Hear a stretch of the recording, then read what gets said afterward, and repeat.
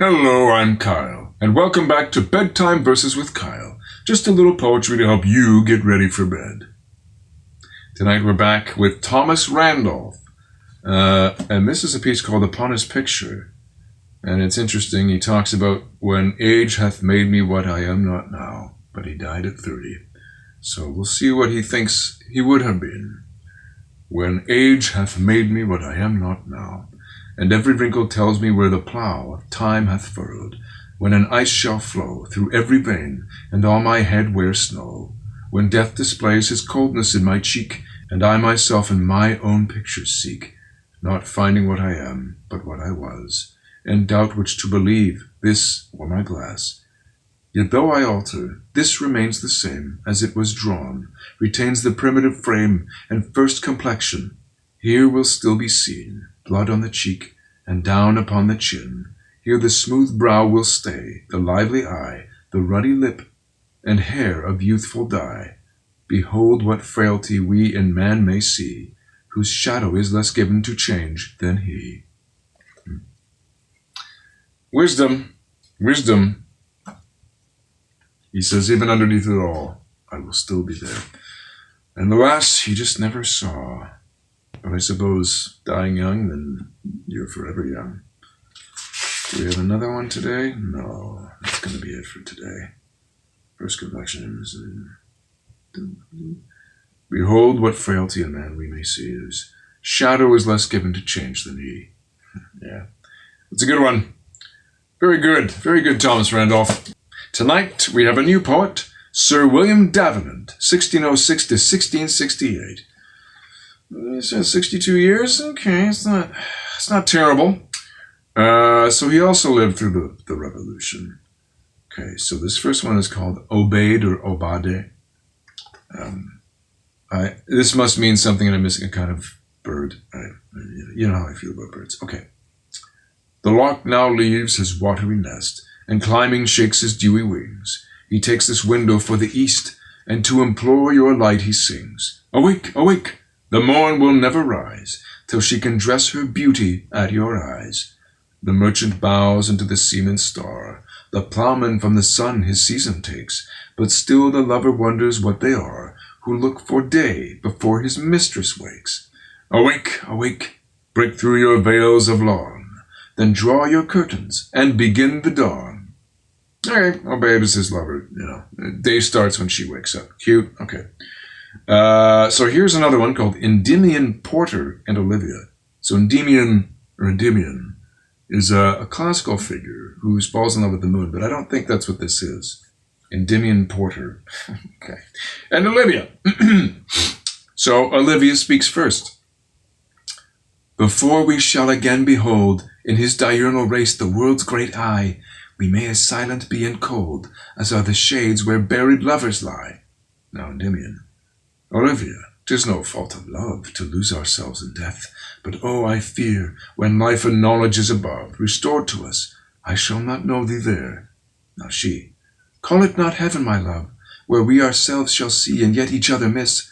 So much of heaven I find in thee, as thou unknown, all else privation is. Why should we doubt before we go to find the knowledge which shall ever last, that we may there each other know? Can future knowledge quite destroy the past?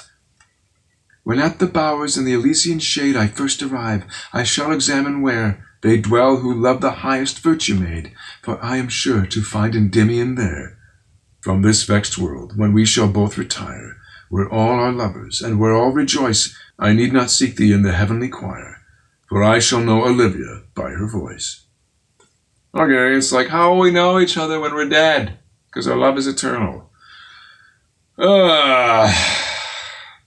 So she says she will go to where the most virtuous lovers are, Elysium, and she'll find him there. And he says, I don't even need to look for the choir. I'll know you by your voice. Okay, that's very sweet. Great. Hey nerd, are you up for a challenge? How about testing your vocabulary and killing a god? The Blessed, an audio experience unlike any other. I'm Kyle. an award-winning poet and voiceover artist. Join me and my friends on an epic adventure, the likes of which haven't been seen since Gilgamesh, the Iliad, and Beowulf. If you're up to the challenge, go to theblessedepic.com to find out more. D&D meets Shakespeare. The Blessed. Put yourself to the test. Tonight we are back with Sir William Davenant with two pieces, The Philosopher and the Lover to a Mistress Dying, and then the soldier going to the field. Okay, Mistress Dying. The lover begins. Your beauty, ripe and calm and fresh, as eastern summers are, must now, forsaking time and flesh, add light to some small star. That's nice. The Philosopher. While she yet lives, where stars decayed, their light by hers relief might find, but death will lead her to a shade where love is cold and beauty blind. What a buzzkill. Lovers, whose priests all poets are, think every mistress when she dies is changed at least into a star, and who dares doubt the poet's wise? But ask not bodies doomed to die to what abode they go, since knowledge is but sorrow's spy, it is not safe to know. Sounds like a bloody philosopher. Oh, philosophers. Sophists, every damn one. Science, my man. That's where philosophers used to be, scientists, and now they're just, no offense, but LARPers. Anyway, moving on. The soldier going to the field. Preserve thy sights, unthrifty girl, to purify the air, thy tears to thread instead of pearl on bracelets of thy hair. Right, thy tears to thread. The trumpet makes the echo hoarse and wakes the louder drum. Expanse of grief gains no remorse when sorrow should be dumb. For I must go where lazy peace will hide her drowsy head, and for the sport of kings increase the number of the dead. But first I'll chide thy cruel theft. Can I in war delight, who being of my heart bereft, can have no heart to fight? Thou know'st the sacred laws of old ordained a thief should pay, to quit him of his theft sevenfold what he had stolen away. Thy payment shall but double be. I will then with speed resign my own seduced heart to me, accompanied with thine. That's nice. I mean, sad. He's like going off to fight, but and thieves, they had to pay back 7 times what they took, and he's like, I'll take double. So up all night, give me everything, because it's might be the last time, because it's being stolen from me. That's good. I like that one. Well done, Sir William Davenant. Tonight we have a new poet, Edmund Waller, 1606 to 1687. There you go. Was that 81 years? Attaboy. Whatever he did it right. Here we go. First one is called Go Lovely Rose. Talk about little burp first. Yes. So many burps. Go, lovely rose. Go, lovely rose. Tell her that wastes her time in me, that now she knows, when I resemble her to thee, how sweet and fair she seems to be. Tell her that's young, and shuns to have her graces spied, that hadst thou sprung in deserts where no men abide, thou must have uncommended died. Small is the worth of beauty from the light retired. Bid her come forth, suffer herself to be desired, and not blush so to be admired. Then die, that she the common fate of all things rare may read in thee, how small a part of time they share, that are so wondrous sweet and fair. This is like, come on, beauty fades, come on out, let us see you. Dare to be desired. Dare to be desired, because if no one sees it, what a waste. True, Edmund Waller, true. Okay, and old age, something about which he actually knew. Okay. The seas are quiet when the winds give o'er, so calm are we when passions are no more. For then we know how vain it was to boast of fleeting things so certain to be lost. Clouds of affection from our younger eyes conceal that emptiness which age descries. The soul's dark cottage, battered and decayed, lets in new light through chinks that time has made.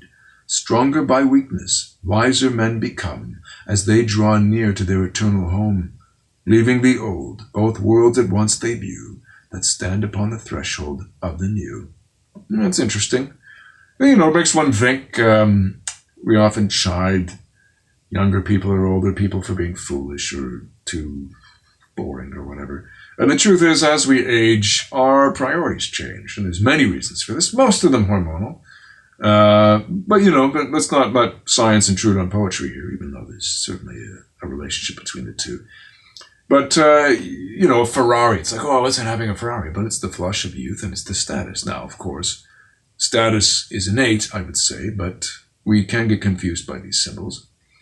Beneath this and all this poetry is the idea, it's like, be the value, right? Be virtuous, be the value. Having things of value, yes, but being the value. And having things of value is nice, but it's really a poor replacement for being the value. So, this is, it's a little bit of cope. Yeah, it's nice to be old. I don't have to worry about this stuff. And it's a nice pairing. Here's lovely Rose and being old. He's like, I don't need to worry about that. But the changes happen. There's not much we can do about it. You might as well embrace it and see what wisdom there is as the flush of hormones is cleared and all the needs are gone. Well, yes. There you go. Make me Batman. Hello, I'm Kyle Derrick, and I want you to make me Batman. But it's better to show than to tell, so here's my audition. No, not now. You are a disgrace. No, you are not my father. I am not a disgrace. I am vengeance. I am the knight. I am Batman. So, spread the word and make me Batman. Subscribe, like, and share. And if there are any lines you'd like to hear me do in the voice of Batman, comment below. I'll be watching from the shadows. Tonight is Flip to Friday. Last one was okay. It was King Lear. It's a good play, not a great scene, but we did get some Edgar in there. That's what we have today. Love's Labor's Lost. Okay, so this one is just a bunch of men being in love with women and women just being real jerks about it. Boyet. Okay. Boyet's, so these princesses, they have their steward, and Boyet's the steward, so this is Act 5, Scene 2. We're closing. And,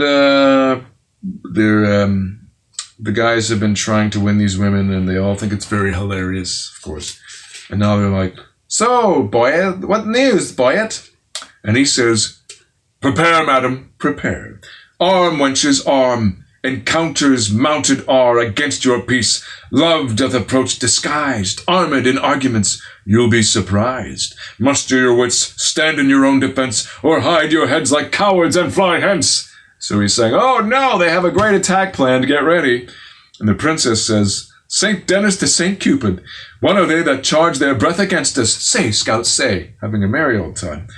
Boyet replies, under the cool shade of a sycamore, I thought to close mine eyes some half an hour, when lo, to interrupt my purposed rest, toward that shade I might behold addressed the king and his companions. Warily I stole into a neighboring thicket by, and overheard what you shall overhear, that by and by disguised they will be here. Their herald is a pretty knavish page, that well by heart hath conned his embassage. Action and accent did they teach him there. Thou must speak, thus must thou speak, and thus thy body bear. And ever and anon they made a doubt, presence majestical would put him out. For, quoth the king, an angel shalt thou see, yet fear not thou, but speak audaciously. The boy replied, an angel is not evil. I should have feared her an she been a devil. With that all laughed and clapped him on the shoulder, making the bold wag by their praises bolder. One rubbed his elbow thus, and fleered and swore, a better speech was never spoke before. Another with his finger and his thumb cried, Via, we will do it, come what will come. The third he capered and cried, all goes well.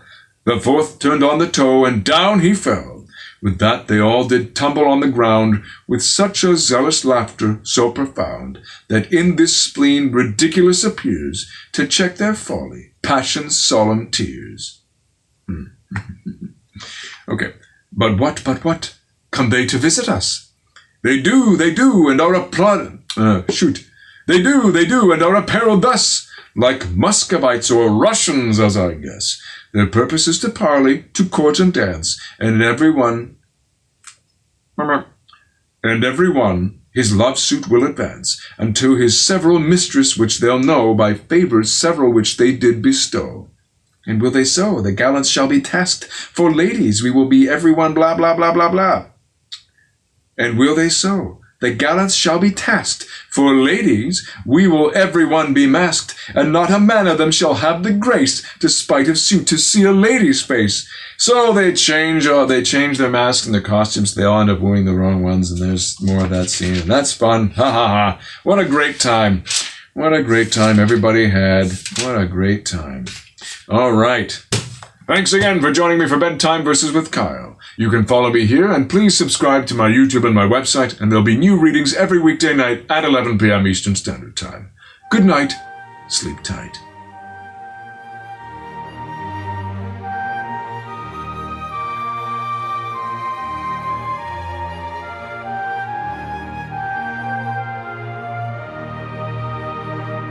Dehydrated and spitty all at once. Right? Right, Fuzzy?